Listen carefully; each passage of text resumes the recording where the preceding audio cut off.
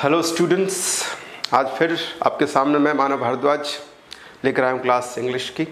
कल जो क्लास ली थी मैंने वो मॉडल्स के बारे में बात की थी और आगे उसी को बढ़ा रहा हूँ मैं मॉडल्स को कल। अच्छा, एक बात और आपसे कहनी थी कि ये जो हम इतनी मेहनत कर रहे हैं आपके लिए और ख़ुद के लिए भी मान लीजिए, तो ये आप जैसे आपको लगता क्वालिटी है प्लीज़ लाइक करें और शेयर कर दिया करो ताकि आपकी तरह और कुछ लोग भी देख सके, पढ़ सकें, उनके लिए बेटर हो। ठीक है, तो आपसे निवेदन है, रिक्वेस्ट है कि प्लीज़ अगर आप इसको लगता है वर्थ इस लायक है तो लाइक करें और शेयर कर दें और आइकॉन का बटन दबा दें, बेल आइकॉन, ताकि आपको उस पर जो वीडियोस अगर जैसे अपलोड होते हैं वो मिलते रहें। Thank you. तो चलिए आगे बढ़ते हैं। मॉडल्स की बात कर रहा था मैं, और मॉडल्स में जो कल लास्ट पॉइंट मैंने लिया था वो था ought to।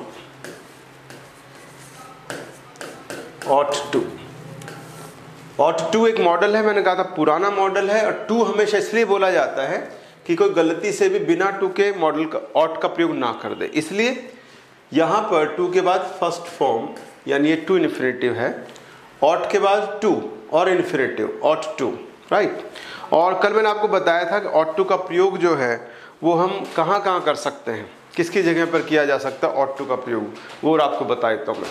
ठीक है, देखिए ought to मैंने कल आपको बताया था कि एक तो ध्यान रखना है कि पहली बात कि शुड की तरह ही प्रयोग होता है, ऑलमोस्ट हमेशा कि शुड की तरह काम करता है। इसलिए मैंने कहा था आपसे कल भी कि ought to का प्रयोग कम क्यों हो गया, दिखता क्यों नहीं है, लोग नॉर्मली ना बोलते हैं इसको ना लिखते हैं। इसका रीज़न क्या है? इसका रीज़न ये है कि अब ought to के स्थान पे शुड आने लग गया है हर जगह पर, स्पोकन में भी, राइट, और रिटर्न में भी। इसलिए आजकल ought to का प्रयोग लगभग खत्म हो चुका है। लेकिन मैंने जैसा कल भी कहा था 13 मॉडल्स में से एक है ought to, तो आपको पढ़ना पड़ता है, हमें पढ़ाना पड़ता है। That's our kind of consciousness, हमें देखना चाहिए, समझना चाहिए। Okay, so okay, let's begin. तो याद रखिएगा कि ये शुड की तरह काम करता है। हिंदी अर्थ अगर आप जानना चाहें तो वही होगा जो शुड का होता है। शुड का हिंदी मीनिंग क्या होता है? चाहिए, राइट, ऐसा करना चाहिए, जाना चाहिए, खाना चाहिए, पीना चाहिए। वो जो चाहिए है वही चाहिए, इसका हिंदी मीनिंग होता है ought to का, और शुड का भी वही मीनिंग होता है, तो ऑलमोस्ट सेम है। ठीक है, कुछ एग्जाम्पल्स लेके दिखाता हूँ आपको और आप देखिएगा वो क्या दिखा रहा है। हमेशा के बाद ध्यान रखिएगा, हर मॉडल, बार बार कहता हूँ, जब भी मॉडल्स पढ़े याद रखिएगा प्रत्येक जो model, every model has a meaning, has a concept. Her model का अपना एक मीनिंग होता है, कॉन्सेप्ट होता है, यानी एक मॉडल एक कॉन्सेप्ट या एक आइडिया को दिखाता है। तो ऐसे ही अगर हम ought to की बात करें, ought to भी अलग अलग मॉडल्स, अलग अलग कॉन्सेप्ट्स को और आइडियाज को दिखा सकता है। कुछ सेंटेंस देखिएगा आप, उस सेंटेंस से आपको थोड़ा आइडिया मिल जाएगा ought to कहना क्या चाह रहा है। जैसे ये देखिएगा, यू ought to, ठीक है, और यहां पर आ गया serve your nation. You ought to serve your nation। Serve करना, सेवा करना, राइट, परोसना भी होता है, भोजन परोसने को भी सर्व करना कहते हैं, और सर्व सेवा करना भी होता है। ओके, और you ought to serve your nation, the first one is, और देखिएगा they ought to, एक बार सारे सेंटेंस देख लीजिएगा, उसके बाद हम बात करेंगे। they ought to और be polite, राइट, और देखिएगा she ought to, okay, she ought to be at home, right। और देखिएगा, अब इनका मीनिंग देखिएगा पहले। द फर्स्ट वन चाहिए के अर्थ में आ रहा है, मॉरल ड्यूटी बता रहा है, जो सही है उसको बता रहा है। तो यहां पर आप कहिए एक तरह से ये क्या शो कर रहा है, मॉरल ड्यूटी, या जो भी राइट थिंग है, सही बात है, उसको शो कर रहा है। कौन? ought to serve, you ought to serve your nation। ये मॉरल ड्यूटी है हमारी, नैतिक कर्तव्य हमारा कि हमें ऐसा करना चाहिए, हमें अपने देश की सेवा करनी चाहिए। तो मैंने किसी से कहा तुम्हें अपने देश की सेवा करनी चाहिए, तो मेरी तरफ से क्या है, ये मॉरल ड्यूटी है या मुझे लगता है राइट थिंग है। आप ये भी कह सकते हैं कि यहाँ पर इसका प्रयोग एडवाइस देने के लिए किया जा रहा है, ये भी बोल सकते हैं वैसे तो, लेकिन चूंकि वाक्य का मीनिंग ऐसा आ रहा है कि बजाय सलाह के ऐसा लग रहा है ये एक ड्यूटी बताई जा रही किसी को, और वैसे ड्यूटी के बारे में किसी को बताते हैं तो ऑब्वियसली वो आपने देखा होगा कि वो सलाह ही होता है, राइट। तो इसको भी आप वैसे एडवाइस के रूप में ले सकते हैं, चाहे तो मॉरल ड्यूटी और या फिर राइट थिंग, जो आपको लगता है सही है वो आपको बता रहे हैं। तो यहाँ अच्छा देखो एक बात और देखो, अगर आप इसके स्थान पे शुड का प्रयोग करो तो भी देखो बिल्कुल मीनिंग वही आएगा ना। अगर हम ये कहते हैं you should serve your nation तो भी बिल्कुल वही मीनिंग आ रहा है। आगे देखते हैं, ऑट टू बी। आप कह सर इसमें टू के बाद इन्फिनिटिव ऑफ फर्स्ट फॉर्म कहां पर है, बताइए कहां पर है, B. B is the first form, B is the infinitive form. They ought to be polite, उन्हें थोड़ा विनम्र होना चाहिए। ये क्या चीज आ रही है बताइए। ये आप एडवाइस कह सकते हैं, ये आप कह सकते हैं कि आप किसी को बता रहे सही चीज क्या है, उन्हें विनम्र होना चाहिए, तो ये एडवाइस या सजेशन के लिए। तो दोनों जो सेंटेंस है ये जो सही बात लगती है उसको बताने के लिए है। दे ऑट टू बी पोलाइट, उन्हें थोड़ा विनम्र होना चाहिए। ओके, इसका मतलब थोड़ा व्यवहार में हार्श है, कर्कश है, ये होना चाहिए। नेक्स्ट देखिएगा, she ought to be at home. फिर से देखिएगा एक और पॉइंट आ रहा है। ये क्या है, ये ना ड्यूटी है, ना ये एडवाइस है, ना ये सजेशन है, ना सुझाव है। क्या है ये पॉसिबिलिटी है, प्रोबेबिलिटी है। जैसे आप किसी के बारे में बात करने की इससे वो कहां पर होगी, तो आपने कहा घर होनी चाहिए मेरे ख्याल से। She ought to be at home, right. She ought to be at home. तो आपसे कोई पूछे ये क्या है तो बताइए ये पॉसिबिलिटी या फिर प्रोबेबिलिटी है। अच्छा याद रखिएगा, ये आपके लिए हो सकता है नया शब्द हो, प्रोबेबिलिटी। इसको पॉसिबिलिटी भी आप कह सकते हैं कि she ought to be at home, शायद इससे वो घर होनी चाहिए। तो इसका मतलब ये एक संभावना जता रहे, पॉसिबिलिटी जता है। अब आप देखो यहाँ पर अगर आप शुड का प्रयोग करते हो तो भी तो मीनिंग वही आएगा ना। She should be at home, उसे घर पर होना चाहिए, ये हो गया। तो ये दूसरा आपका एक चीज आ गया।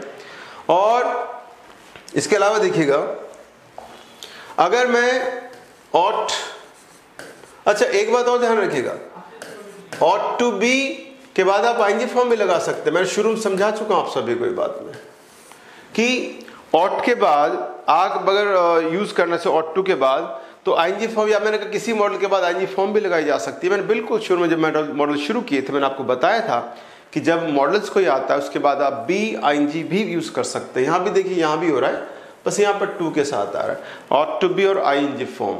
जैसे एग्जाम्पल देखिएगा, she ought to be playing, और यहां पर आ गया for example in the backyard.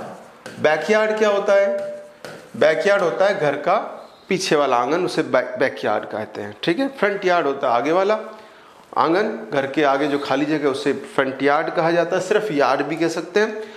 और जो पीछे रहता है, घर के पीछे अगर खाली जगह पड़ी है, वो कहलाता है backyard. Okay, so she ought to be playing in the backyard. इसका मीनिंग क्या हुआ, इसका मीनिंग आ रहा है कि हो शायद वो घर के पीछे आंगन में खेल रही है, तो she ought to be playing. ये भी क्या दिखा रहा है, अपने दिमाग सोचिए, ये भी पॉसिबिलिटी या प्रोबेबिलिटी दिखा रहा है। आपका सर ये क्या होता है, संभावना जताई जा रही है। तो यहां भी अगर आप पूछे कौन सा कॉन्सेप्ट दिखा रहा है, क्योंकि मैं बात हमेशा कहता रहता हूं कि एक मॉडल जो है वो किसी न किसी कॉन्सेप्ट को दिखाता है। तो ये जो प्रयोग है ऑट टू का, किसको दिखा रहा है, पॉसिबिलिटी या फिर प्रोबेबिलिटी को शो कर रहा है। एक ही बात है, पॉसिबिलिटी या प्रोबेबिलिटी, ठीक है, दोनों का अर्थ है संभावना, पॉसिबिलिटी।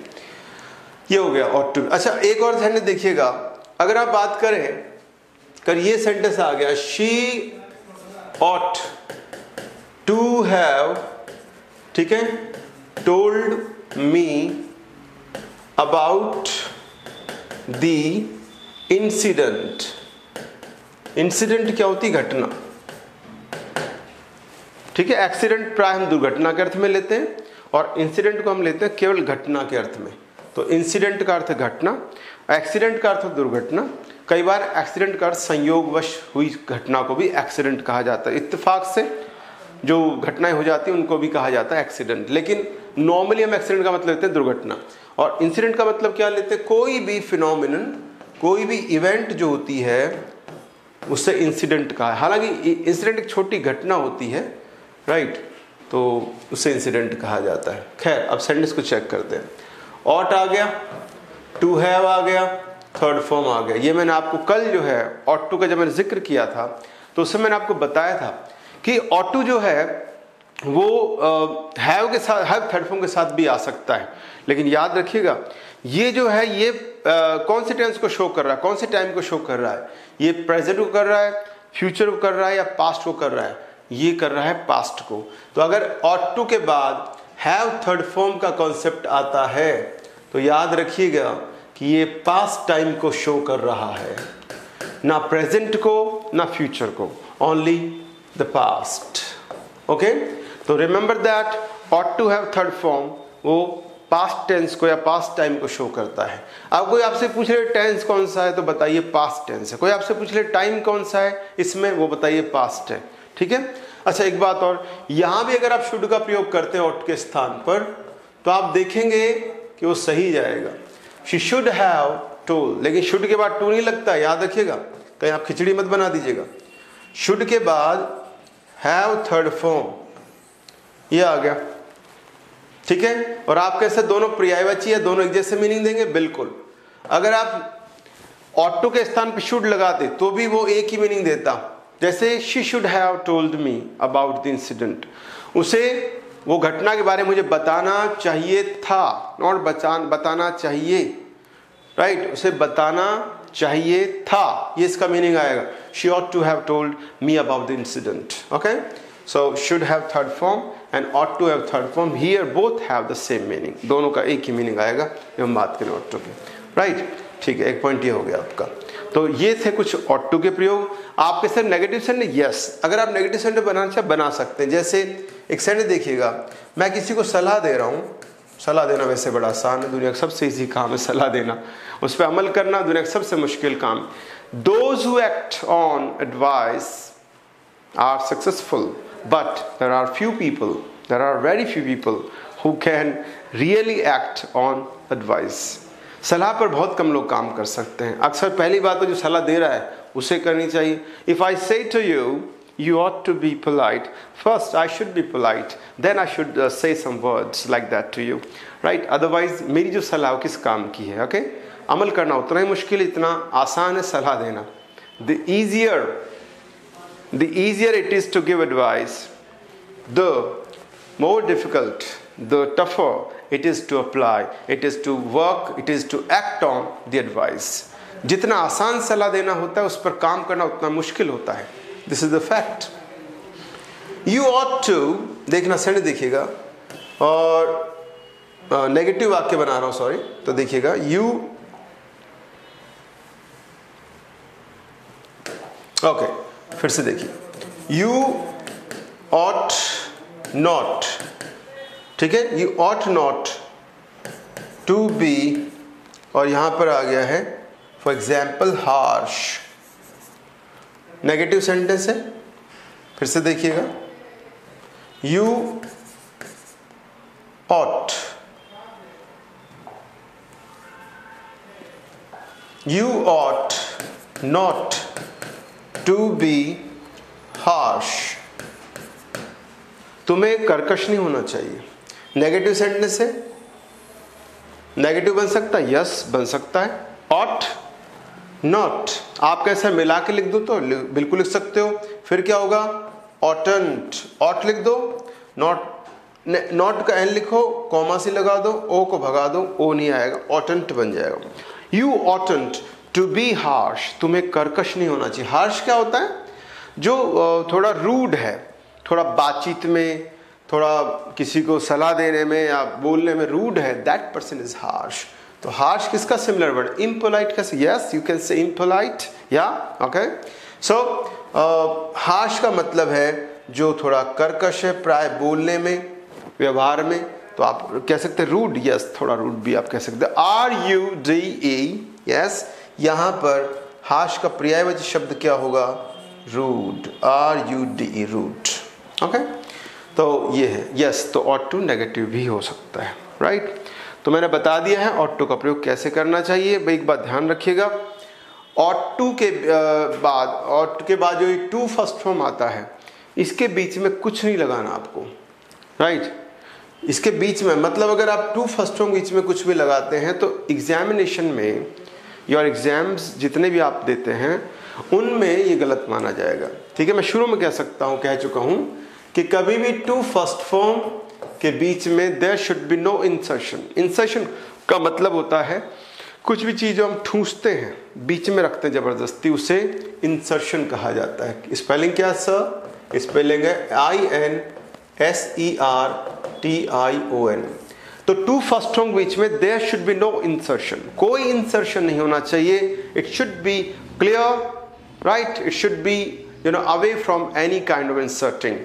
बीच में कुछ मत लगाइए आप, अगर आप लगाएंगे तो एग्जामिनेशन में गलत। मैंने पहले भी कहा है टू फर्स्ट फॉर्म बीच में आप कुछ लगाते हैं तो स्पोकन में मॉडर्न इंग्लिश में वो सही हो सकता है, लेकिन जहाँ तक बात है रिटन एग्जाम की या जहाँ तक बात है रिटन इंग्लिश की, जहाँ तक बात है फॉर्मल इंग्लिश की, तो फिर वो आपको इनकरेक्ट माना जाएगा। तो इसलिए please don't try to put anything between to and the first form. Okay, चलिए आगे बढ़े। ये था ऑट टू।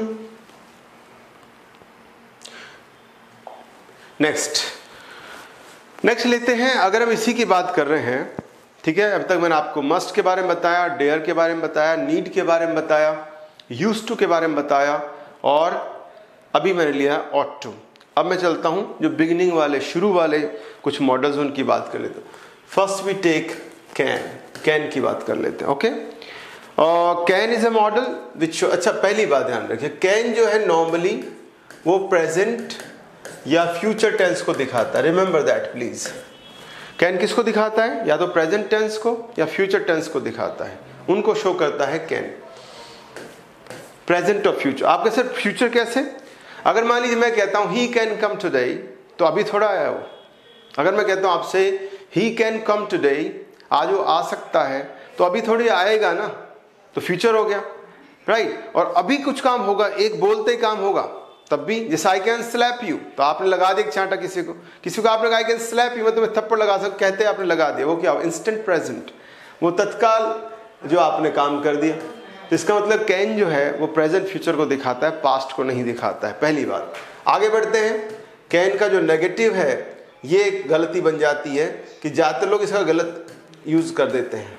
कई बार मैंने देखा है लिखते लिखते, कई बार जहां उम्मीद नहीं वहां भी आपको दिख जाता है कि कैन नॉट गलत लिख रखा है। इसलिए प्लीज पहला पॉइंट, कैन नॉट को ऐसा ना लिखें, ये सब स्टैंडर्ड या नॉन स्टैंडर्ड माना जाता है। It's not accepted in formal English, it's not accepted in good English. इसलिए कभी भी कैन नॉट को अलग करके ना लिखें, इट इज इनकरेक्ट। ओके, इसके स्थान पे क्या लिखें? CANNOT, या तो ये लिखिए या फिर जो आप अक्सर बोलते हैं या लिखते हैं can't, but not can not. तो ये सही है, यस, ये सही है, yes, but it is incorrect. तो कैन का नेगेटिव ये नहीं है, ये आई हो सकता है। ओके, पहली बात। दूसरी बात, क्वेश्चन बनाए, कैन को आगे ले आइएगा।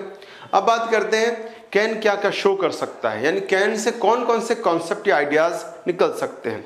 अच्छा, इससे पहले आगे बढ़ो, ध्यान रखिएगा कि कैन एक मेन वर्ब भी होती है, जिसका अर्थ होता है भोजन या फूड को किसी डिब्बे में, धातु के डिब्बे में पैक करना। जैसे आप कहते हैं कई बार कैन शब्द बोलते हैं, धातु के बर्तन के लिए बोलते हैं अक्सर आप, ठीक है। जैसे मान लीजिए आपने कहा तेल का कैन है, ऑयल का कैन है, कैन उसको बोलते हैं। तो एक वो कैन नाउन के रूप में होता है। तो कैन एक कंटेनर भी होता है, वो नाउन के रूप में है, उसमें एस लग जाएगा।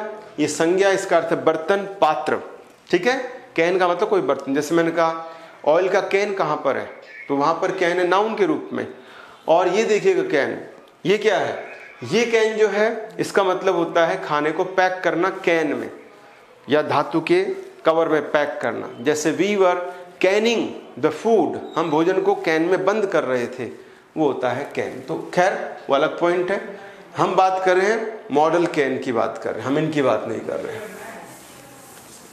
ओके, अब हम बात करें मॉडल कैन की, तो कुछ सेंटेंसेस आप देखिएगा, सम एग्जाम्पल्स, कुछ एग्जाम्पल्स आपको मैं लेकर दिखाता हूं। राइट, कि उसमें आप खुद चेक कीजिएगा क्या वो शो करने की कोशिश कर रहा है। जैसे एग्जाम्पल देखिएगा, आई can swim across this river, मैं इस पानी को तैर कर पा, इस नदी को तैर कर पार कर सकता हूं। I can swim across this river.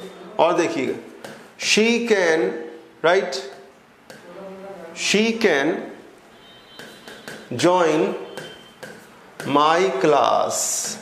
और देखिएगा, you can go now, we can be in danger, we can be in danger. और देखिएगा, she can come today, right, इसमें चेक कीजिएगा। I can swim across, swim across होता है तैर कर पार करना। I can swim across this river, मैं इस नदी को तैर कर पार कर सकता हूं। ये क्या दिखा रहा है? आपके दिमाग में बिल्कुल सही चल रहा है, ये एबिलिटी को शो कर रहा है, कि योग्यता को दिखा रहा है। और कैसी योग्यता?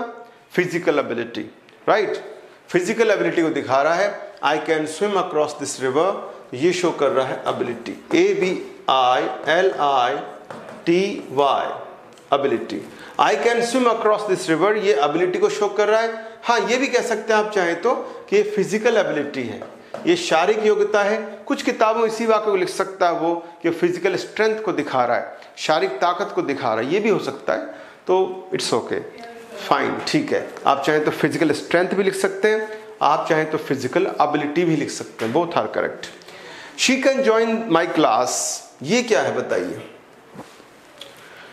वैसे देखें तो ऐसा लगता है पॉसिबिलिटी भी है, राइट, कि वो ज्वाइन कर सकती है, मुझे लग रहा है ऐसा, तो ये पॉसिबिलिटी हो गया। और अगर मैं ये कहता हूं आपसे कि हाँ वो मेरी क्लास ज्वाइन कर सकती, जब चाहे कर सकती है, तो वो हो गया परमिशन। तो याद रखिएगा, ऐसे वाक्यों में आपको ध्यान रखना है कि इसको हम कह सकते हैं गिविंग परमिशन, गिविंग परमिशन, अनुमति देना, गिविंग परमिशन, और एक पॉसिबिलिटी। वैसे मुझे परमिशन वाला ज्यादा लग रहा है, कि ऐसा लगता है मैं अनुमति दे रहा हूं, she can join my class. तो गिविंग परमिशन, या फिर आप ये भी कह सकते हैं कि ये मुझे लगता है पॉसिबिलिटी है कि वो मेरी क्लास ज्वाइन कर सकती है, मेरी क्लास में आ सकती है, तो एक पॉसिबिलिटी के चांस भी हैं। और लेकिन पहला रखना है गिविंग परमिशन, ठीक है, परमिशन देने के लिए। आगे बढ़ते हैं।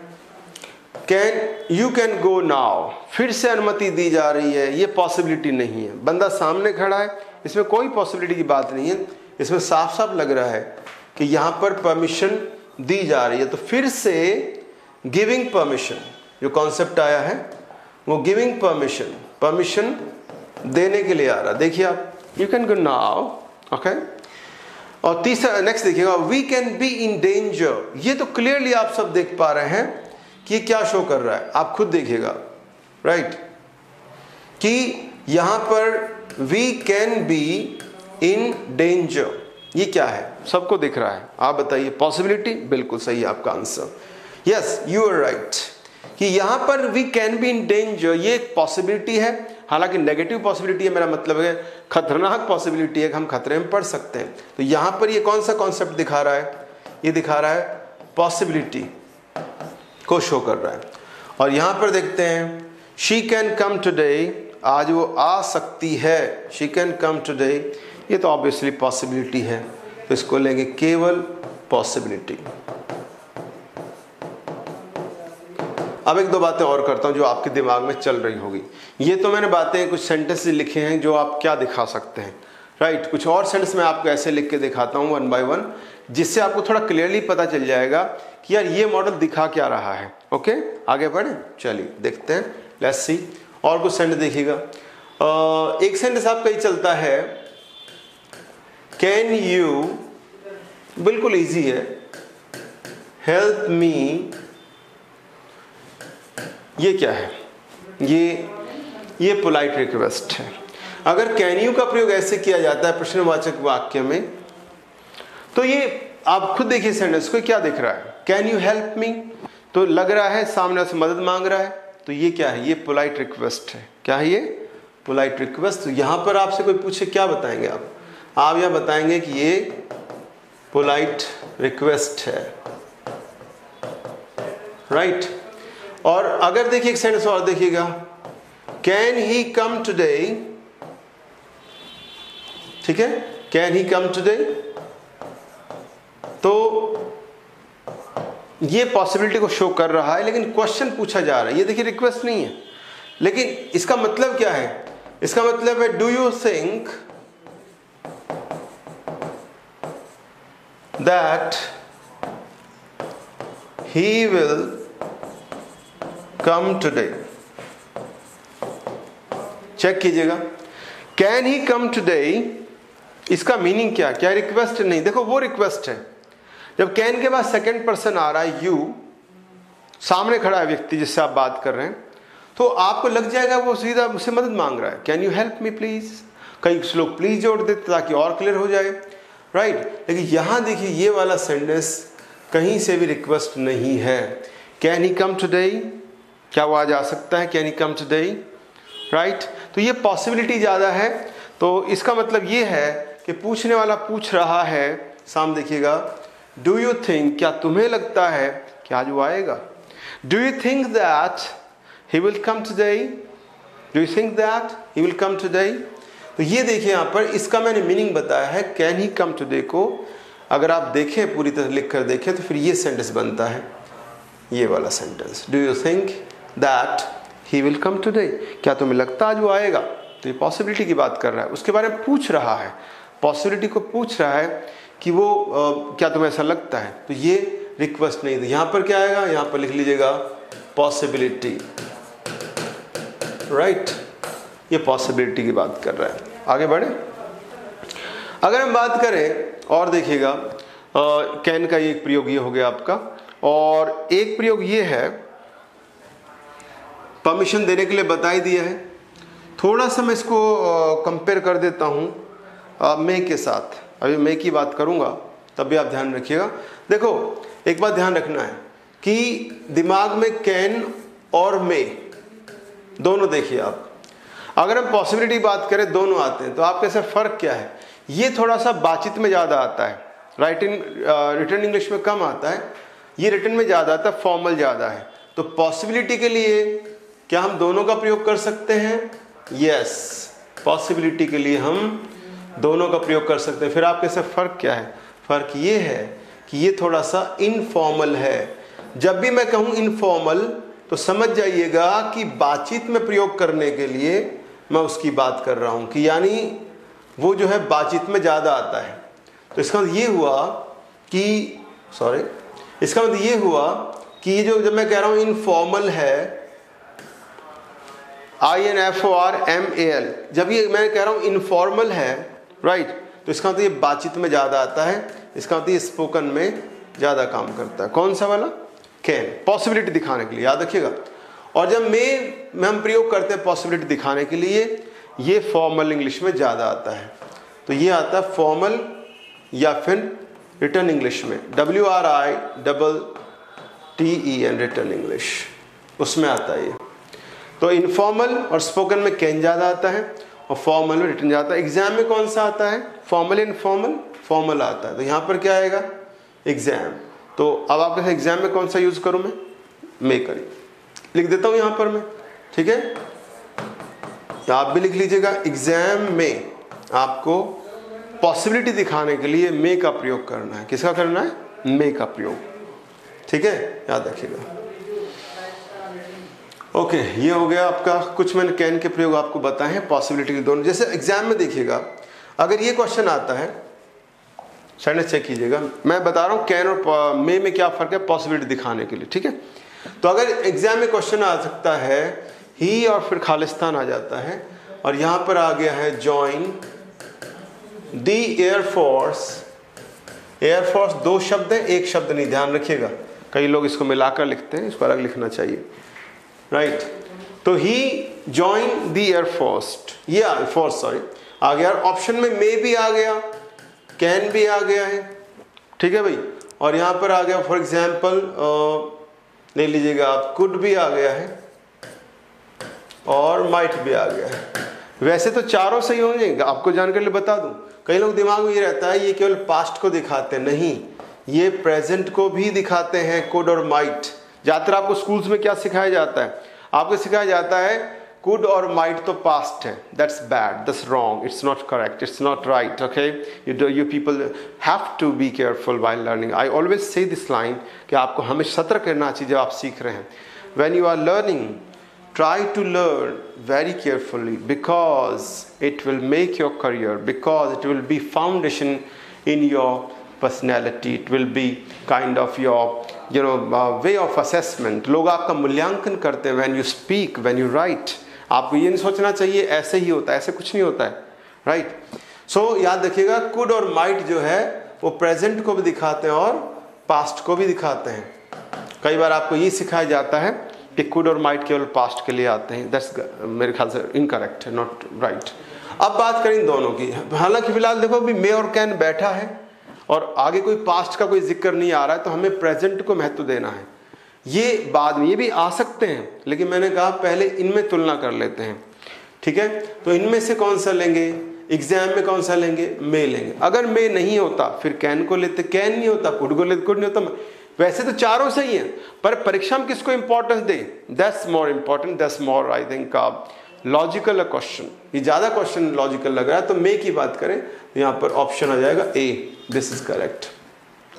तो इनको अवॉइड करें, याद रखिएगा। वैसे तो चारों सही हो सकते हैं, ठीक है। अगर प्रेजेंट की बात है तो ये भी सही हो सकते हैं, क्योंकि मैं बार बार कह रहा हूँ कुड और माइट जो है वो केवल पास्ट को शो नहीं करते हैं, वो प्रेजेंट को भी शो करते हैं। अभी मैं कुछ एग्जाम्पल लूंगा आपके सामने, याद रखिएगा इस पॉइंट को, ठीक है। चलिए कुछ और एग्जाम्पल देखते हैं। ये था कि क्वेश्चन अगर आए तो किसको महत्व देना। ये अच्छा एक बात और ध्यान रखिएगा, ये पॉसिबिलिटी की बात कर रहा अभी। ये जो क्वेश्चन मैंने लिया है, ये क्वेश्चन ये पॉसिबिलिटी को शो कर रहा है। तो पॉसिबिलिटी में अगर दोनों आ जाते हैं कैन और मे, तो किसका प्रयोग ज्यादा करना है ये मैं आपको बता रहा हूं। वहां पर आपको एग्जाम में पॉसिबिलिटी की बात चले तो मे का प्रयोग ज्यादा करना, मे नहीं हो तो कैन आ जाएगा, राइट। चलिए आगे बढ़े। एक बात और देखिएगा कि जब आप कहते हैं कि देखिएगा सेंटेंस जैसे हम ले सकते हैं कि सर कैन को अगर मुझे यूज करना है, राइट, अगर मैं इसका प्रयोग करना चाहता हूं फ्यूचर में तो कैसे करूं? अगर मैं इसका फ्यूचर प्रयोग करना चाहूं तो कैसे करूं? तो कैन फ्यूचर में कैसे हो सकता है? तो उसके लिए क्या करें? कैन का फ्यूचर फॉर्म जो होगा वो होगा आपका यहां पर विल बी अलाउड और टू, और उसके बाद फर्स्ट फॉर्म जिस काम को करने की अनुमति मिली है, ठीक है। तो फ्यूचर के लिए अगर आप यूज करें तो कैन का फ्यूचर फॉर्म ये होगा विल बी अलाउड टू और फर्स्ट फॉर्म आ जाएगा। तो जैसे अगर आप ये कह रहे हैं एग्जाम पे देखिएगा ही कैन गो, ये है प्रेजेंट में, मैं जा सकता है। इसको अगर मैं कह रहा हूं उसको जाने की अनुमति दी जाएगी तो फ्यूचर क्या होगा? शुद्ध रूप से, वैसे तो थोड़ा सा फ्यूचर तो ये भी दिखा रहा है, लेकिन एग्जैक्ट फॉर्म क्या होगा कि जो हम कहें भाई कैन को आ ही नहीं रहा कैन, तो वो क्या होगा वहां पर? वहां देखिएगा he will be, right, allowed to go, yes. तो ये देखिए future and to first form, he will be allowed to go, उसे जाने की अनुमति दी जाएगी या जाने की अनुमति मिल जाएगी। तो कैन का शुद्ध रूप से अगर फ्यूचर देखा जाए तो होगा शैल विल, फिर बी, फिर अलाउड, और फिर जिस काम को करने की अनुमति दी गई है वो आ जाएगा वहां पर अलाउड के बाद, ठीक है।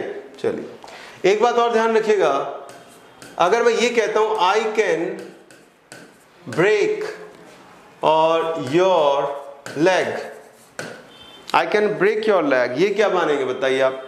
ये मेरी फिजिकल पावर, राइट, या फिर मेरा मान लीजिए I can break your leg, ये पॉसिबिलिटी या फिर फिजिकल पावर उसको शो कर रहा है, I can break your leg, या फिजिकल स्ट्रेंथ या ताकत इसको, तो इसको आप ले सकते हैं कि ये पावर शो कर रहा है, डोमिनेंस शो कर रहा है, ताकत को दिखा रहा है, पावर। और अगर मैं कहता हूं आई कैन डिफीट यू, मैं तुम्हें हरा सकता हूं, right, I can defeat you, ये क्या है? आई कैन डिफीट यू, ये एबिलिटी है किसी मामले में। अब मेंटल एबिलिटी भी हो सकती है और फिजिकल भी हो सकता है, क्या पता हम किस बारे में बात कर, कुश्ती की बात कर रहे हैं, राइट। या फिर हम बात कर रहे हैं यहाँ पर किसी चेस के गेम की बात कर रहे हैं, चेस का गेम उसकी बात कर, किस में कर रहे हैं, डिपेंड इस पे करता है। तो ये क्या दिखा रहा है, ये एबिलिटी को शो कर रहा है। किसको शो कर रहा है, एबिलिटी को। और अगर मैं कहता हूं दिस और यहां पर कह दिया कार कैन रन, ठीक है, और वेरी फास्ट, ये क्या है, this car can run very fast, तो क्या ये एबिलिटी माने, नहीं, मेरे ख्याल से कैपेसिटी ज़्यादा अच्छा है। किसी मशीन, किसी वस्तु की बात कर रहे हैं, वो कितना कुछ कर सकती है मशीन, कोई भी, अब कार भी तो एक मशीन होती है, तो वो उसकी क्या दिखाता है, एबिलिटी के स्थान पे क्या ज़्यादा अच्छा होगा। जैसे ये जो था आई कैन डिफीट यू, ये एबिलिटी है, योग्यता है, ये फिजिकल भी हो सकती है, मेंटली। लेकिन अगर मैं कहता हूँ this car okay can run very fast, तो ये तो मशीन है। अब मशीन जो है उसकी क्या होती है, एबिलिटी या कैपेसिटी, ज़्यादा अच्छा हो कैपेसिटी। तो यहाँ पर मैं यूज़ करूँगा कि ये सेंटेंस क्या शो कर रहा है, ये शो कर रहा है इस कार की कैपेसिटी शो कर रहा है, उसकी क्षमता को दिखा रहा है। Okay, CAPACITY, capacity. कैपेसिटी क्या होता है, क्षमता, उसकी समर्थता है। This car can run very fast, so it shows capacity, ये क्षमता को दिखा रहा है। ओके, और देखिएगा एक बात और बता दूं आपको, जब भी मॉडल्स पढ़ते हैं, मैंने कहा था हर मॉडल किसी न किसी कॉन्सेप्ट को, हर मॉडल किसी न किसी एक आइडिया को शो करता है। तो आपको जब भी कोई मॉडल वाला सेंटेंस पढ़ते हो, ये देखा करो कि वो कौन से मॉडल को, कौन से कॉन्सेप्ट को शो कर रहा है, राइट, कौन से आइडिया को दिखा रहा है, ये मतलब जानना आपके लिए बहुत ज़रूरी है। वरना फिर मॉडल तो हौच-पौच बन जाएंगे, समझ नहीं आएगा पढ़ क्या रहे हैं मॉडल में। मॉडल में पढ़ रहे हैं कि एक मॉडल क्या दिखा सकता है, ठीक है भाई, ध्यान रखिएगा। अच्छा, एक थोड़ा सा कंपेयर और कर लेता हूं मैं। जब आप ये कहते हैं मे आई कम इन, और आप ये भी तो कह सकते हैं कैन आई कम इन, तो फर्क किसका होगा, वही एक बातचीत में ज़्यादा आता है, थोड़ा सा परिचित लोगों में ज़्यादा प्रयोग करते हैं, एक जो है वो बिल्कुल फॉर्मल है। एग्जाम में किसको मैं देंगे, फॉर्मल को। कैन आई कम इन, मे आई कम इन, दोनों का मतलब क्या, मैं अंदर आ सकता हूं। तो यहां पर दोनों में अनुमति मांगी जा रही है, लेकिन परीक्षा में, एग्जाम में अगर ऐसा क्वेश्चन आता है और वो भी फर्स्ट पर्सन के साथ आप देख रहे हैं, आई आ रहा है, तो वहां पर आपको मे को महत्व देना। मे आई कम इन, क्या मैं अंदर आ सकता हूं, क्योंकि फॉर्मल है।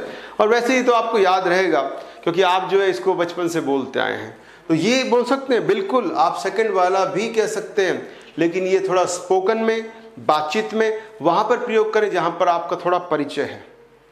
ठीक है, दो दोस्त बैठे हैं, बात कर रहे हैं, और आप उनके पास चले गए, तो आप यार आऊँ क्या भाई, मैं भी मजाक में, आप बोल देते हैं अंदर आ सकता हूँ क्या, तो वहां पर किसका प्रयोग करें, कैन का करते हैं। ये थोड़ा परिचय है, तो इसका ज़्यादा चांस है स्पोकन में, बातचीत की भाषा में, और इसका जो है वो है रिटन इंग्लिश में। तो एग्जाम में कौन सा लेंगे, पहले वाला, दूसरा वाला नहीं लेंगे। ठीक है, एक पॉइंट कैन के बारे में ये आपको ध्यान रखना। तो अभी मैंने बात की है कैन के बारे में। कैन दिखाता है पॉसिबिलिटी, कैन दिखाता है एबिलिटी, कैन दिखाता है कैपेसिटी, कैन दिखाता है फिजिकल स्ट्रेंथ, राइट, और कैन दिखाता है पोलाइट रिक्वेस्ट, यू के साथ, कैन यू, ये दिखाता है पोलाइट रिक्वेस्ट को शो कर रहा है, राइट। और एक मैंने बताया आपको कि किसी मशीन कैपेसिटी को भी शो करता है, तो कैपेसिटी को भी शो करता है कैन, पावर, स्ट्रेंथ, एबिलिटी, इन सब आइडियाज को शो करता है can. Can as a model verb, एक मॉडल वर्ब के रूप में कैन जो है इन सब को शो करता है। और कुछ मैंने कहीं कहीं कंपेयर किया है, आगे और थोड़ा कंपेयर करूंगा कि कहाँ पर मैं और कहाँ पर कैन का प्रयोग करें। ठीक है, ये याद रखिएगा। तो ये थी बातें कुछ कैन के बारे में, CAN। ओके, एक और बता दूं छोटा सा पॉइंट आगे बढ़ते बढ़ते, देखिएगा कि अगर आपसे जैसे ये कहा जा रहा है यू कैन गो नाउ, जिसका मैंने अभी प्रयोग किया था, तो ये बोलने वाला कह रहा ठीक है चलो मैं अनुमति देता हूं, तुम जा सकते। तो ये स्पीकर का परमिशन मिला आपको, लीगल परमिशन नहीं मिला है। कई जगह लीगल इसको बोल दे, लीगल का परमिशन मान लिया जाता है कि ये लीगल परमिशन दिया जा रहा है, यू कैन गो नाउ, लेकिन ये पर्सनल परमिशन ज्यादा है।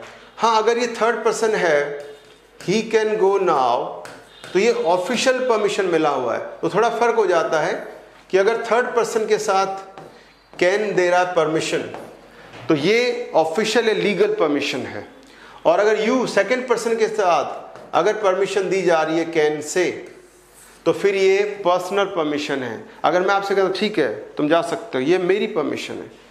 अगर मान लीजिए मैं कहता हूं कि यू कैन पार्क हियर, तो अपनी गाड़ी यहां पार्क कर सकते हो। PAR के पार्क उद्यान को भी कहते हैं, और पार्क जो है वो गाड़ी खड़ी करने को। तो मैंने कहा यू कैन पार्क हियर, तुम गाड़ियां खड़ी कर सकते हो, तो इसका मेरा परमिशन है। लेकिन अगर मैं कहता हूं ही कैन पार्क, तो ये लीगल परमिशन है, ही कैन पार्क हियर, इसका मतलब उसे अधिकार है, यहां पर लीगली अनुमति मिली हुई है गाड़ी पार्क करने की। तो ये थर्ड पर्सन के साथ थोड़ा संभावना ज्यादा है, लीगल परमिशन है कि आपको अधिकार मिला हुआ, आप गाड़ी यहां पार्क कर सकते हैं, कोई ऑब्जेक्शन नहीं है सरकारी तरफ से भी या कानून या सिस्टम की तरफ से कोई नहीं है। और यू का मतलब है मैं अनुमति देता हूं, आप गाड़ी पार्क कर सकते। थोड़ा फर्क इसमें मान जाता है, हालांकि दोनों में अगर मोटे तौर पर बात करें कि एक कॉन्सेप्ट क्या होगा, तो दोनों में एक कॉन्सेप्ट होगा कि गिविंग परमिशन। ज्यादा कंफ्यूज नहीं होना है, ज्यादा अंदर नहीं जाना है, एग्जाम में ज्यादा इतना नहीं गहराई पूछा जाता है, पर बस मैं तो जानकर लिए बता देता हूं, ये दोनों ही वाक्य गिविंग परमिशन, यानी कि इसमें परमिशन देने की बात की जा रही है कैन को लेकर। ठीक है, ओके, आगे बढ़े। Next point, now I come to May. थोड़ा मे का जिक्र कर देता हूं क्योंकि अभी हमने कैन पढ़ा है, तो थोड़ा दोनों कंपैरिजन में आप पढ़ सकते हैं। मे जो है ये भी देखिए पॉसिबिलिटी दिखाता है, लेकिन इससे पहले कुछ छोटी छोटी बातें बता देता हूं आपको मैं कि मे का जो नेगेटिव है वो मे नॉट ज्यादा सही माना जाता है, बजाय कि आप मेयंट कहें। मेयंट को कुछ किताबें तो गलत भी लिखती हैं, तो आप मेयंट का प्रयोग ना करें, अवॉइड करें। Okay, it should be avoided, it should be avoided, इसको आपको अवॉइड करना चाहिए।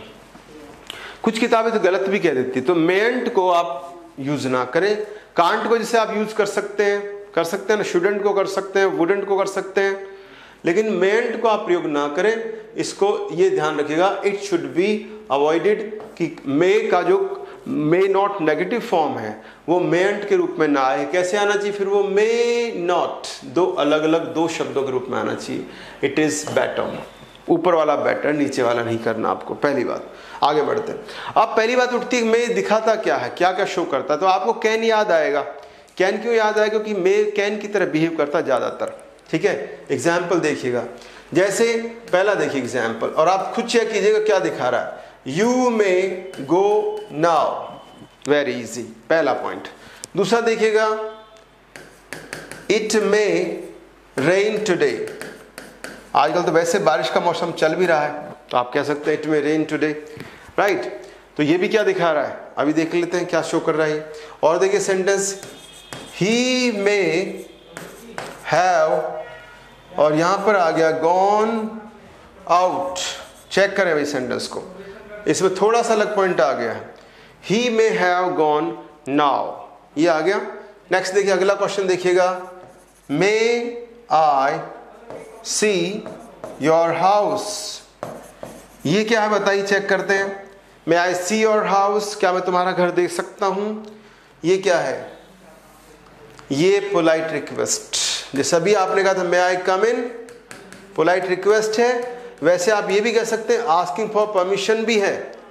तो मे आई, मे वी, याद रखिएगा अगर मे के साथ फर्स्ट फॉर्म आता है, मे प्लस फर्स्ट पर्सन, माफी चाहता हूं, फर्स्ट पर्सन प्रोनाउंस आते हैं मे के साथ, और सेंटेंस क्वेश्चन मार्क वाला है, तो फिर ये याद रखिएगा वहां पर मे क्या शो कर रहा है, वो पोलाइटनेस को दिखा रहा है, पोलाइट रिक्वेस्ट को दिखा रहा है। अब आपके सिर्फ फर्स्ट पर्सन में कौन से आते हैं, एक तो आई आता है, एक वी आता है।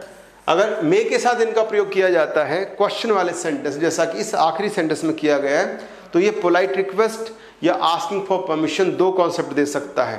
तो यहां पर पोलाइट ज्यादा एग्जाम में आता polite request, may I see your house, तो ये आपका ये पोलाइट रिक्वेस्ट, या दूसरा कहिएगा आस्किंग फॉर परमिशन, राइट।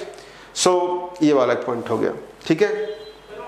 और एक देखिएगा ये वाला, may God bless you.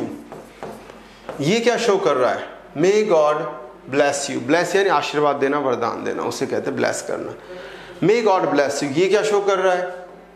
Check करें, वन बाय वन देख लेते हैं। पहला अभी पढ़ाया था मैंने आपको, पीछे बताया था, you may go now, giving permission, अनुमति दी जा रही है। बोलने वाला सामने वाले को परमिशन दे रहा है, तो पहला किस में लेंगे? पहला लेंगे गिविंग परमिशन, परमिशन दी जा रही है पहला, ठीक है, गिविंग परमिशन। दूसरा, इट मे रेन टुडे, ये क्या है? पॉसिबिलिटी, आज बारिश हो सकती है, आपको भी दिख रहा है, ये पॉसिबिलिटी को शो कर रहा है। मे हैव गॉन, ये क्या शो कर रहा है? ये पॉसिबिलिटी इन द पास्ट, ये प्रेजेंट नहीं है, ये सेंटेंस बिल्कुल अलग सा है, ध्यान दीजिएगा, ये सेंटेंस अलग है, मैं निशान लगा देता हूं यहां पर। ही मे हैव गॉन आउट, वो बाहर चला गया होगा, तो यहां पर एक तरह से मान लीजिए स्पेक्यूलेशन। स्पेक्यूलेशन क्या होता है? अनुमान, अनुमान लगाया जा रहा है, किसके बारे में? प्रेजेंट के बारे में, पास्ट के बारे में? नो, पास्ट के बारे में। ये जो सेंटेंस है, एक शब्द लिख रखा है मैंने, स्पेक्यूलेशन। स्पेक्यूलेशन होता है गैस, एस्टिमेट, अनुमान जो है उसको स्पेक्यूलेशन कहते हैं। तो अगर मे हैव थर्ड फॉर्म आता है तो वो दिखाता है स्पेकुलेशन, अनुमान को दिखाता है, लेकिन अनुमान किस घटना को लेकर? पास्ट को लेकर। तो अगर आपसे कोई पूछ लेता है कि ये किसको दिखा रहा है, तो आप बताइएगा कि वैसे टेंस तो में प्रेजेंट को दिखा रहा है, लेकिन टाइम जो है वो पास्ट को है। एक्शन कौन सा है? पास्ट का या प्रेजेंट का? पास्ट का है। तो यहां लिख देता हूं मैं पास्ट एक्शन, एक्शन पास्ट का है, उसके बारे में अनुमान लगाया जा रहा है। ही में हैव गॉन आउट, वह बाहर चला गया होगा, तो ये अनुमान है पास्ट के एक्शन के बारे में, ठीक है। चलिए एक सेंटेंस बच गया है, may God bless you, right. ये क्या दिखा रहा है? ये दिखा रहा है विशेस। तो यहां पर क्या लिखेंगे? यहां पर लिखेगा विश को दिखा रहा है। अच्छा, इससे बुरी बात भी कह सकते हैं, हम कहते हैं तुम्हारा भला हो, तुम्हारा कल्याण हो, तुम्हारी आयु लंबी हो, तुम सफल रहो। ऐसे वाक्य जो बोले जाते हैं अच्छी या बुरी बातें हैं, ठीक है, ठीक है भाई। तुम्हारा सत्यानाश हो, ये भी तो कहा जाता है, तुम्हारा सत्यानाश हो, तुम्हारा बुरा हो, तो बुरी बात बोल सकते हैं। इसका मतलब गुड विश और बैड विश दोनों हो सकती हैं, अच्छी या बुरी बातें कही जा सकती। किससे? मे से। अगर बुरी बात कहूं तो ये बुरी बात देखिएगा, may you rot in hell, तुम नरक में सड़ो। तो ये क्या है? रोट, ROT, रोट, रोट यानी सड़ना। अब ये क्या अच्छी बात है बुरी बात? किसी को बद्दुआ दे रहे हैं, नरक में जाओ। May you rot in hell, ये भी तो विश है, लेकिन बैड विश है, ओके। इसका मतलब ये हुआ, देखो एक बात और देखना, मे सबसे पहले आ रहा है, पर क्वेश्चन मार्क नहीं मिलेगा, फुल स्टॉप मिलेगा। ये देखिएगा फुल स्टॉप है। तो अगर ऐसे वाक्य जिनमें मे का प्रयोग किया जाए और विश, किसी के लिए दुआ या इच्छा की जाए, अब वो अच्छी भी हो सकती है और बद्दुआ भी हो सकती है, लेकिन आप क्या मानेंगे इसमें? इसमें विश की बात करेंगे। विश और बुरा हो तो एक शब्द और यूज कर सकते हो, कर्स, CURSE, अभिशाप या श्राप। किसी के बारे में बुरा सोचते हैं तो वो होता है कर्स। तो ये दोनों विश के रूप में आप ले सकते हैं। विश का मतलब होता है इच्छा, जो अच्छी भी हो सकती है, बुरी भी हो सकती है। कर्स का मतलब तो बुरा ही होता है हमेशा, ओके। तो ये आप मे का प्रयोग आप ऐसे भी कर सकते हैं। तो मे के बारे में कुछ बातें, एक बात देखिएगा, अगर मैं ये कहता हूं ही मे बी, ठीक है, ही मे बी स्लीपिंग, तो आप सब आराम से देख सकते हैं कि मैंने थोड़ा चेंज कर दिया है। क्या चेंज दिख रहा है? कि मॉडल मे के साथ में ING का प्रयोग कर रहा हूं। इसका मतलब मॉडल के साथ कंटिन्यूअस टेंस भी हम यूज कर सकते हैं। जब मॉडल के साथ आप कंटिन्यूअस लगाएंगे, ING फॉर्म लगाएंगे, तो पहले बी लगाना पड़ेगा, जैसे कि मैं शुरू में कह चुका हूं। तो ही मे बी स्लीपिंग, वाक्य का मीनिंग बताइए क्या निकल रहा है? ही मे बी स्लीपिंग, इसका मतलब सो रहा होगा। इसका मतलब आपके सर मीनिंग क्या निकलेगा? इसका मीनिंग देखो, मैं साधारण भाषा में लिख देता हूं, परहैप्स ही इज स्लीपिंग। ये इसका साधारण मीनिंग है, शायद वह सो रहा है। परहैप्स ही इज स्लीपिंग, शायद उस समय सो रहा है, right. He may be sleeping, okay. तो अगर आप मे के साथ बी ING का प्रयोग करें, वो ये बता रहा है शायद इस समय यह काम हो रहा है, ये इसका मतलब है, वह सो रहा होगा। He may be sleeping, okay okay. एक बात ये हो गया, और एक चीज और देख लेते हैं इसी में, मे के साथ हैव बता ही दिया था अभी आपको, याद रखिएगा, फिर से मैं स्ट्रेस कर रहा हूं, मे हैव थर्ड फॉर्म। ये अगर कोई आपसे पूछता है किसको दिखा रहा है, तो आप बताइएगा पास्ट एक्शन को दिखा रहा है या फिर पास्ट एक्शन के स्पेकुलेशन को दिखा रहा है। स्पेकुलेशन क्या होता है? अनुमान। पास्ट को लेकर अनुमान लगाया जा रहा है कि ऐसी घटना हुई होगी। एक बात और याद रखिएगा, ऐसे वाक्यों में आप मे के स्थान पर माइट का प्रयोग भी कर सकते हैं, राइट। तो भी दोनों पास्ट की बातें करेंगे, क्योंकि हम किसकी बात करें? पास्ट की कर रहे हैं। माइट भी तो पास्ट का भी तो है ना। इसका मतलब अगर मैं कहता हूं might have third form, may have third form, तो यहां दोनों में कोई खास फर्क नहीं होगा, ठीक है, याद रखिएगा। जैसे पिछले वाक्य मैंने कहा था वह बाहर चला गया होगा, इसलिए ताला लगा हुआ है, वह बाहर चला गया, तो वहां पर ही मे हैव गॉन आउट मैंने लिखवाया था अभी आपको। इसको अगर माइट से कहें बिल्कुल कह सकते हैं। फिर आप कह सर ये दोनों का मतलब एक ही होगा, he might have gone out, मैं बाहर चला गया होगा। तो अगर मे हैव थर्ड फॉर्म आए, ये याद रखना, ये पास्ट एक्शन को दिखाता है, पास्ट एक्शन को लेकर स्पेकुलेशन को दिखाता है। So don't be confused. अलग अलग टेंस, अलग अलग बातें, अलग अलग पर्सन। मैंने शुरू में कहा था जब भी मॉडल्स पढ़ें तो अगर जो शुरू में सब्जेक्ट के रूप में प्रोनाउंस आ रहे हैं उनके first person, second person, third person होने पर भी मॉडल का मीनिंग चेंज हो जाता है, ठीक है। मॉडल का मीनिंग चेंज हो जाता है और मॉडल के साथ अलग अलग वर्ब फॉर्म चेंज करने से भी मॉडल का मीनिंग चेंज। आपके सर कैसे?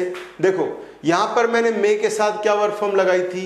BING लगाई, तो कुछ और मतलब आया, शायद वह सो रहा होगा। और यहां पर मैंने मे के साथ हैव थर्ड फॉर्म लगाया, तो यहां मीनिंग क्या आया?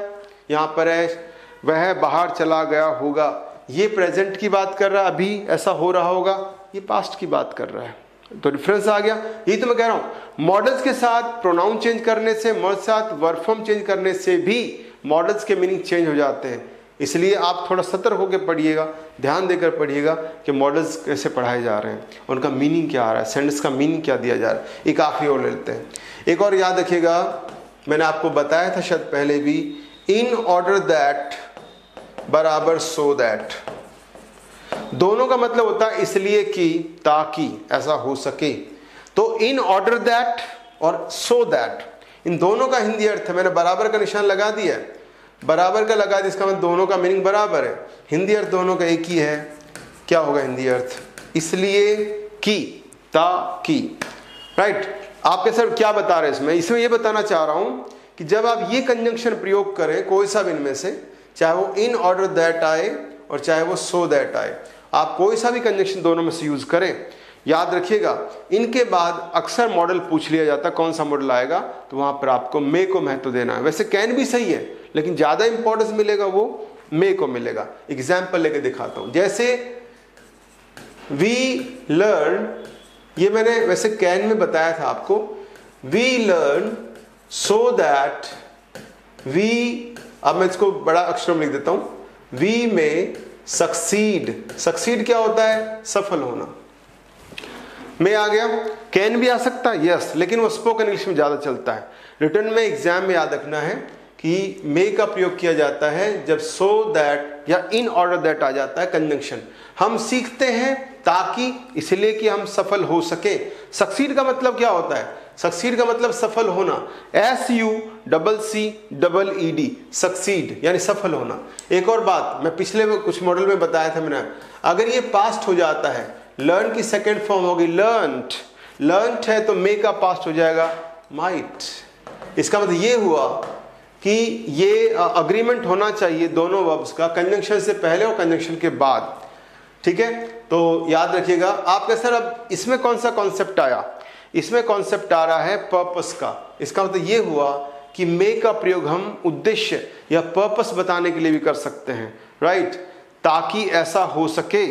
तो अगर आपसे कोई पूछे यहां पर मे क्या दिखा रहा है, तो बताइएगा पर्पस शो कर रहा है। पर्पस का मतलब उद्देश्य, इसे हम गलती से पर्पज कहते हैं। It's not purpose, it is purpose, okay. Purpose का मतलब उद्देश्य होता है। ऐसे वाक्यों में ऐसे कंजंक्शन के बाद सो दैट और इन ऑर्डर दैट दोनों का मतलब सेम है, या सो दैट के स्थान पे मैं इन ऑर्डर दैट भी लगा सकता था। इनके बाद अगर मॉडल पूछा जाता है तो मे का प्रयोग करना है, राइट। अगर वहां पर पास्ट दिया जाए जैसा कि लर्नड में देख रहे हैं तो माइट करना है, अगर वहां लर्न प्रेजेंट दिया जाए तो यहाँ मे करना है। ये दोनों ही पर्पस दिखा रहे हैं। माइट करोगे तो पास्ट का पर्पस दिखाएगा और मे करोगे तो प्रेजेंट का पर्पस दिखाएगा। ये डिफरेंस है यहाँ पर मे और माइट में। फिलहाल ये जो मैंने आखिरी प्रयोग बताया so that, in order that वाला, ये मे का प्रयोग मैंने पर्पस या उद्देश्य बताने के लिए किया है। तो आज के लिए क्लास काफ़ी है। Thank you very much. Have a great day and be successful, be happy, be healthy. Thank you.